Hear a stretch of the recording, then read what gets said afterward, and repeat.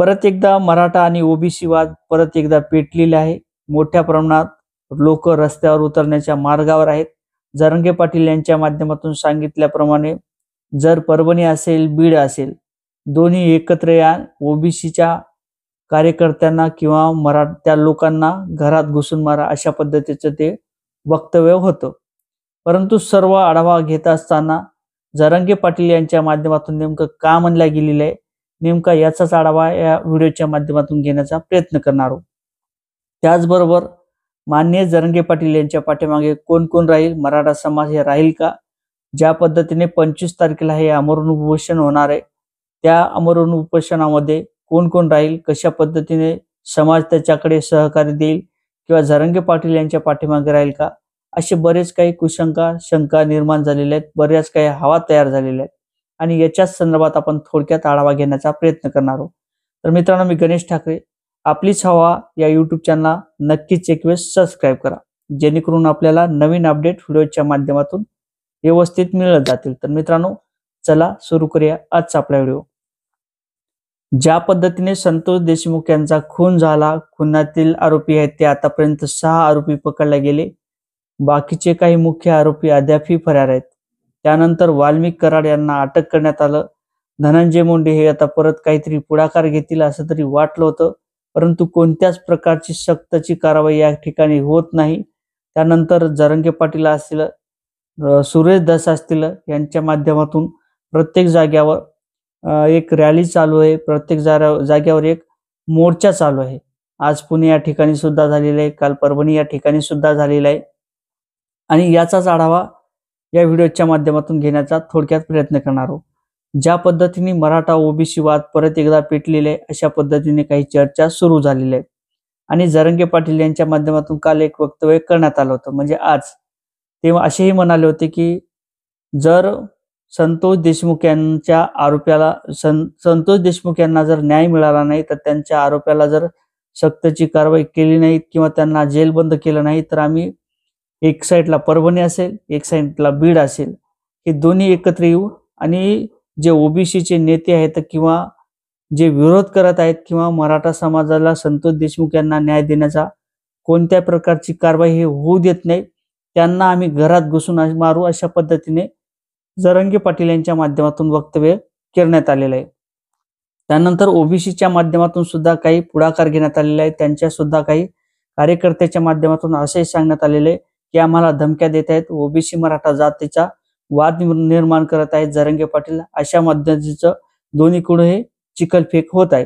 विरोधी पक्ष असतील म्हणजे ओबीसी समाजाचे असतील, त्याचबरोबर जरांगे पाटील असतील, यांच्या दोन्हीच्या माध्यमातून तशा पद्धतीचं चिखलफेक हे होत आहे। परंतु जरांगे पाटील यांचं म्हणणं जे आहे ते स्पष्ट परत एकदा मी सांगतो, ते कोणत्या प्रकारच्या दुर्भावनेने किंवा जरांगे पाटील हे ओबीसी समाजाला आतापर्यंतही कधी डिवचले नाहीत, कधीही त्यांच्या विरोधात काही बोलले नाहीत।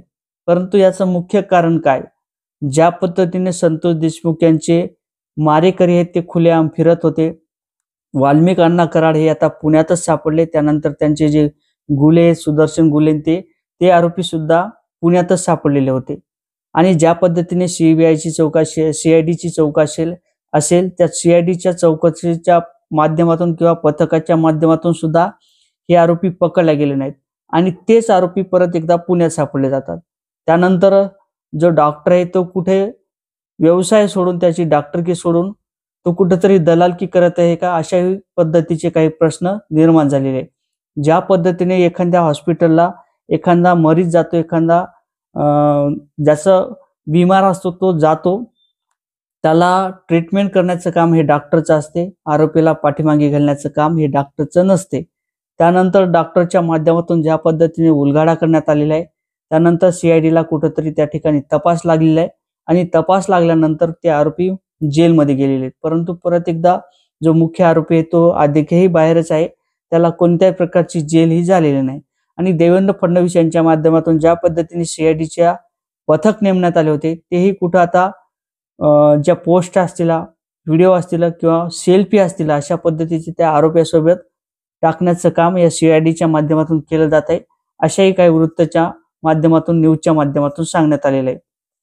त्यानंतर जर संतोष देशमुख यांना न्याय मिळत नसेल तर त्यासाठी परत एकदा रस्त्यावर उतरू अशा पद्धतीने सूरज धस असतील, त्याचनंतर जरांगे पाटील असतील, त्याचनंतर जे वाल्मिक अण्णा कराड आहेत त्यांना कुठंतरी जे पाठीमागे धागेदोरे त्यांना कुठेतरी जेल व्हावी अशा पद्धतीची जरांगे पाटील आणि सुरेश धस यांची मागणी आहे आणि मराठा समाजाची सुद्धा मागणी आहे. आता यामध्ये सरकार कितपत खरं ठरते, सरकार कितपर्यंत कारवाई करते आणि कशा पद्धतीचे हे जे आहे ते सक्तीचा नियम किंवा कायदा लागू करू शकतो, देवेंद्र फडणवीस कशा पद्धतीचा कायदा लागू करू शकतात याचं पाहणं महत्वाचं ठरणार आहे.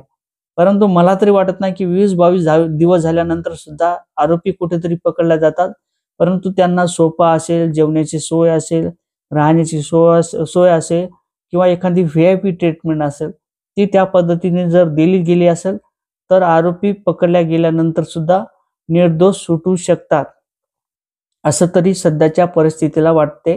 आणि कायदा सुव्यवस्था जर कुठे असेल तर नक्कीच कारवाई होईल.